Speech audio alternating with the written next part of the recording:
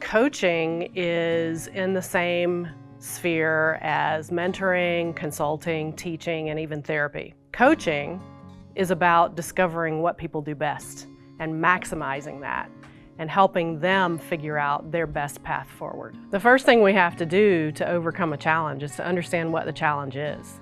I didn't know I needed help. If I'm honest, if I go back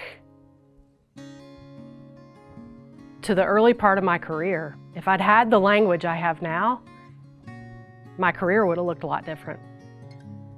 I get emotional when I talk about this because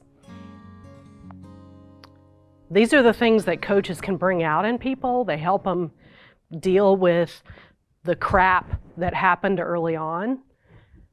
Not in a psychotherapy kind of way, but just in a way that gives them a different way to frame what they experienced or what they thought. They come out of it on the other side in a way that is better, is improved, is just a better version of who they are. A coach gave me that and then told me I could do it too. Life is all-encompassing. We aren't different people just because we are in different places and with different folks during the day. So if somebody wants to talk to me about something that's really vulnerable, we're going to go there. And I'm going to encourage them to go as deep as they are willing to go.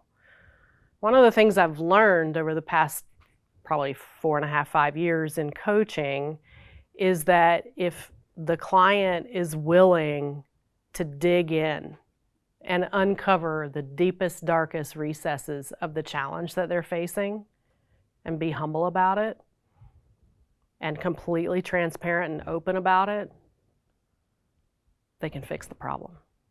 And a lot of times somebody will come to me and say, I have a problem with, we'll use an example here. They'll say something like, I have a problem with procrastination. And as we begin to peel back the layers of the onion, we start to see that the problem is not really procrastination. It might be fear, or it might be imposter syndrome, or it might be something completely different and unexpected. How a client knows they need to talk to me is that they're stuck. They feel stuck, or like something is weighing them down. I encourage them to do a free consultation, because the first thing we have to establish is if we're the right fit for one another. There's a tremendous amount of challenge in a coaching arrangement when that coach-coachee fit doesn't work well. The next phase of it is that I'm going to ask them to take 1 or 2 assessments. I'm going to probably ask the person to take this strengths assessment that we'll use as a reference point throughout the coaching engagement. I think the thing that makes me most unique is that I tend to be a fairly direct coach. I'm not the nice, sweet little lady sitting there listening and being patient. I'm challenging the client to uncover what needs to be uncovered and then move forward from it. I was recently working with a young woman who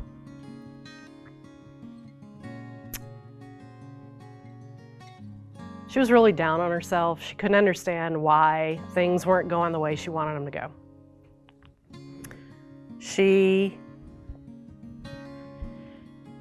had herself convinced that she was never going to be what she really wanted to be. And what we did in the coaching conversations, multiple, across several months, was to figure out how she could scale effectively, how she could bring on people to help her, hire the right people, expand in intentional ways so that she didn't have to give up on the dream that she had, but she could do it methodically and carefully and in a way that didn't scare her as badly.